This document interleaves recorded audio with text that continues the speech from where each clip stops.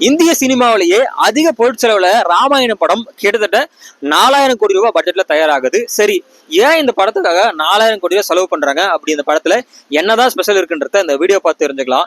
வாங்க வீடியோக்குள்ள போலாம். அதுக்கு முன்னாடி நம்ம சேனலை சப்ஸ்கிரைப் பண்ணாம தான் மறக்காம போயிடுங்க.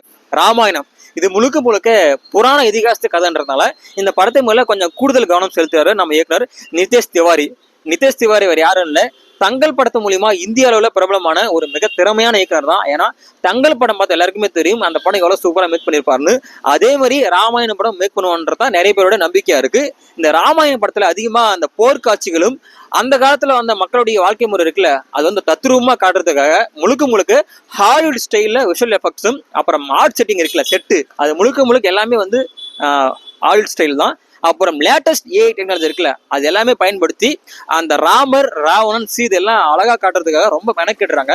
இந்த படத்துல ராமரா ஹிந்தி நடிகர் ரன்பீர் கபூரும், சீதையா நம்ம சாய் பல்லவியும் நடிச்சிருக்காங்க. அதே மாதிரி ராவணன் கேரக்டர்ல யஷும், யஷோட ஒய்ஃபா காஜல் அகர்வாலும் பண்ணிட்டு இருக்காங்க. இப்படிலாம் இந்த மேக்கிங்லாம் பார்க்கும்போது கண்டிப்பா நிதேஷ் திவாரி நம்பலாம். ஏன்னா தங்கல் படம் எடுத்ததுனால அவரோட அவுட்புட் வந்து வேற மாதிரி இருக்கும்.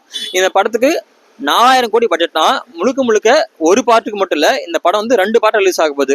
2026 ஃபர்ஸ்ட் பாட்டும் 2027 செகண்ட் பாட்டும் ரிலீஸ் ஆக போகுது. 2 பாட்டுக்கும் சேர்த்து 4000 கோடி. எவ்வளவு செலவு பண்ணி ஒரு படம் எடுக்கும் போது கண்டிப்பா அவுட்புட் பெட்டரா இருக்குன்றதான் எல்லாரோட நம்பிக்கையும். நீங்க ராமாயணம் படத்தை எந்த அளவு எதிர்பார்க்குறீங்க, குறிப்பா நிதேஷ் திவாரியோட மேக்கிங் எப்படி இருக்கும் எதிர்பார்க்குறீங்க, கீழே மறக்காம கமெண்ட் பண்ணுங்க. அண்ட் இது மாதிரியான வீடியோக்கள் தொடர்ந்து பார்க்கணும்னா நம்ம சேனலை மறக்காம சப்ஸ்கிரைப் பண்ணுங்க.